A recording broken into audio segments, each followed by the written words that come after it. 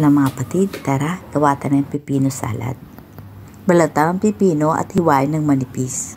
Ilagay sa mangkok at timplahan. Salt and pepper lang po ang ilalagay natin. Maglalagay rin po tayo ng pangpatamis. Gumamit po ako dito ng liquid sugar. Kung wala po kayong liquid sugar, pwede pong asukal at konting tubig.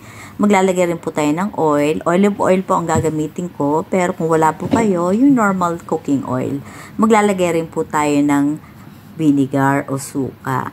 Mga 4 na tablespoon lang po. Depende po sa gusto nyong asim. Haluin po natin hanggang matunaw yung ating nilagay na pangpalasa.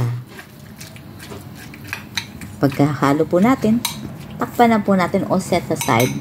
Tsaka na natin ginagawa ko mga ilang minuto bago po kainin. Ito na po yung ating cucumber salad o pipino salad. Tara, tikman na po natin kung anong lasa. Kung tama lang yung ating. Perfect. Yung ginamit ko pong sugar, kaling liquid ito. Kung wala pa kayo ng sweetener, yun. Pwede pong sugar tsaka water, konting water, pwede na po yan.